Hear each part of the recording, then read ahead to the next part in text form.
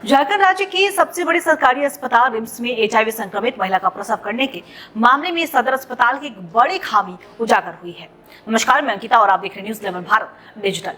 देखिए, रिम्स ने जिस रिपोर्ट को देखकर बिना जांच किए ही महिला का प्रसव कराया, वह रिपोर्ट रांची सदर अस्पताल से सितंबर 2025 में जारी हुई थी। इसमें महिला को नॉन रिएक्टिव यानी कि एचआईवी निगेटिव बताया गया था। बताया जा रहा है कि महिला 3 साल से एचआईवी पॉजिटिव थी और एआरटी के तहत उनका नियमित इलाज भी चल रहा था। बीएचटी रिकॉर्ड और बाद की जांच रिपोर्ट्स भी बताती है कि एक बार अगर पॉजिटिव पाए गए मरीज का नेगेटिव आना और फिर दोबारा पॉजिटिव आना संभव ही नहीं है। ऐसे में पूरी जांच प्रक्रिया पर ही सवाल खड़ा हो गया है। सदर अस्पताल की बात करें हम तो सदर अस्पताल में जांच हो रही थी। बिना बताए रिम्स ले गए। महिला के पति को बताया गया कि वह 30 मार्च को पत्नी को लेकर सदर अस्पताल गया था। वहां डिलीवरी में 2 से 3 दिन का समय बताया गया और 3 अप्रैल को दोबारा पत्नी को लेकर सदर अस्पताल पहुंचा। वहां जांच के लिए खून के सैंपल्स लिए गए और इंतजार करने को कहा गया था।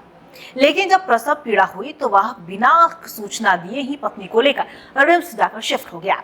वहां सदर अस्पताल के पुराने रिकॉर्ड को देखने के बाद डॉक्टरों ने उसे ऑपरेशन थिएटर में भेज दिया। वहीं प्रसव के कुछ घंटे के बाद सदर अस्पताल में जांच रिपोर्ट आ गई।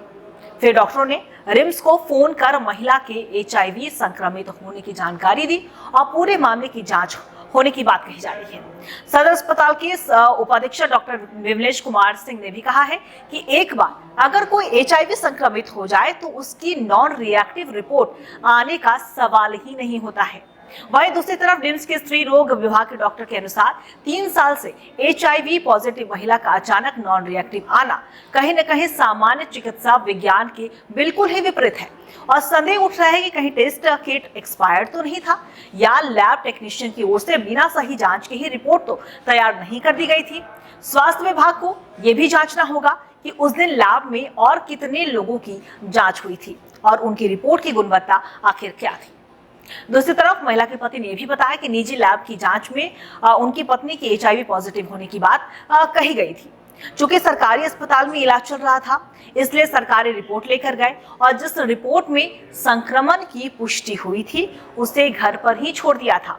रिम्स को वही रिपोर्ट दिखाई जिसमें महिला को नॉन रिएक्टिव बताया गया था। हालांकि उन्होंने अपनी गलती मानी है और अब पूरी रिपोर्ट दिखाने की बात भी कही है। अब देखने वाली बात हुई कि जब पूरी रिपोर्ट डॉक्टर देखेंगे तो क्या कुछ उसमें निकलकर सामने आता है।